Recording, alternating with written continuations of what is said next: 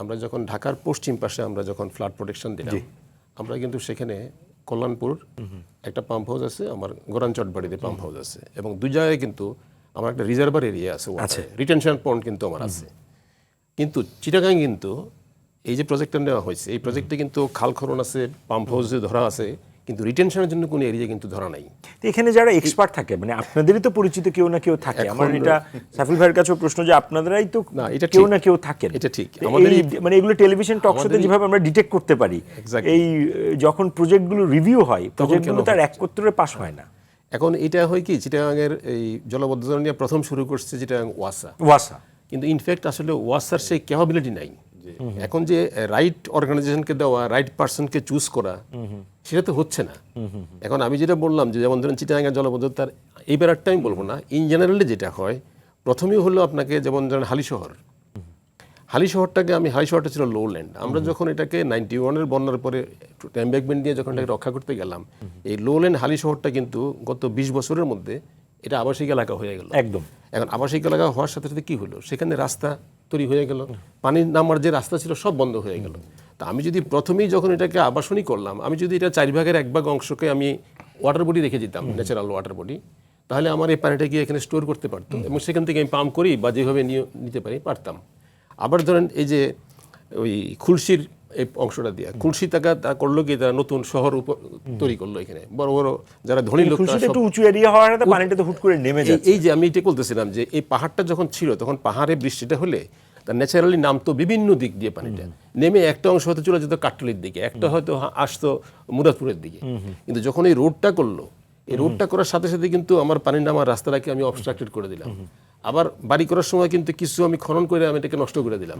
এই নেচারটাকে আমি যখন নষ্ট করলাম, তখন পানিটা নামার রাস্তা কিন্তু আর সে পাইল না। তখন কি হয়, এই সমস্ত পানিটা গিয়ে একদিকে প্রবাহিত হচ্ছে। আবার একই সাথে যেটা সাইফুল সাহেব অলরেডি বলছে, আমিও আবার বলি যে আমাদের কিন্তু টাইটটা যেটা হয়, এই টাইটটা কিন্তু দিনে 2 বার, একবার উঁচু একবার নিচু, দিনে 2 বার হয়। এখন আমাকে তো সেই টাইডের সময় যে ওপেনিংটা পাবো, যে স্পেসটা পাবো, টাইম স্পেস, ওই টাইম স্পেসে আমাকে এই পানিটাকে অপসারণ করতে হবে। এই অপসারণ করার জন্য আমার যে পরিমাণ ওপেনিং রাখা প্রয়োজন, আমার সেটা কিন্তু রাখতে পারতাম আমরা। কিন্তু এখন প্রশ্ন হলো যে আমরা এটা করি নাই। এখন ধরেন সত্যি কথা, আমরা যেটা বলছেন যে হ্যাঁ, এটা আমাদেরই প্রফেশনাল কেউ না কেউ সেখানে জড়িত ছিল, বাট তারা তো সেই টেক কেয়ারটা করে নাই। তা আমার কাছে মনে হচ্ছে যে এখনো যে প্রজেক্টটা তারা করছে, এটা করার পরেও আমি নিজে ব্যক্তিগতভাবে আমি এখনো আমার ডাউট আছে যে এতেও চিটাগাংয়ের সমস্যার সমাধান হবে না। কিন্তু এটাতে হয়তো কিছুটা উপকার হবে, কিন্তু পরবর্তীতে আমার কাছে মনে হয় দীর্ঘমেয়াদী এবং টেকসই যে আপনার যে সলিউশন খুঁজছি সেটা হয়তো হবে না। এটাকে আবার চিন্তা করে দরকার হলে পরবর্তীতে আরো রিভাইজ করে এটাকে ওইভাবে করা উচিত, যাতে আমাকে পানি নামার ব্যবস্থাটা, এটা তো এমন কিছু কঠিন কিছু না, আমার পানি কতটুকু আসে আর নামার রাস্তাটা। এখন এইখানে যদি আমাকে প্রয়োজন হয়, আমাকে নতুন করে খাল খনন করতে হবে, আমাকে এক্সিস্টিং খালগুলিকে বড় করার প্রয়োজন বড় করতে হবে। প্রকল্প সরকার, হ্যাঁ, এটা একটা ভালো উদ্যোগ, সরকার খাল খনন সেটা নিয়েছেন অলরেডি।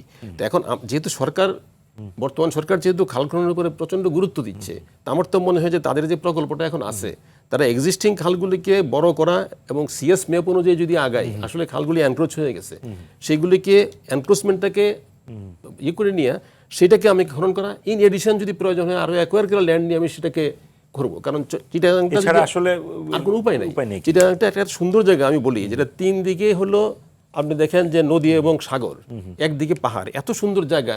আমি তো প্রায় সেই 98-99 সালে চিটাগাংয়ে আমি চাকরি করছি। বদ্দারহাটের এলাকাতে পানি উঠতো, মুরাদপুর বদ্দারহাট অক্সিজেনের মোটটাতে উঠতো, কিন্তু এখন হচ্ছে কি, ওইটুকু বৃষ্টি হইলে এর চেয়ে অনেক বেশি এলাকায় চলে যাচ্ছে। যেমন আগ্রাবাদে যে জিনিসটা সিচুয়েশন হয়েছে, আগ্রাবাদে এত পানি উঠতো না। তাহলে এই যে সিচুয়েশনগুলি আসছে, এগুলি কিন্তু ছিল না এরকম।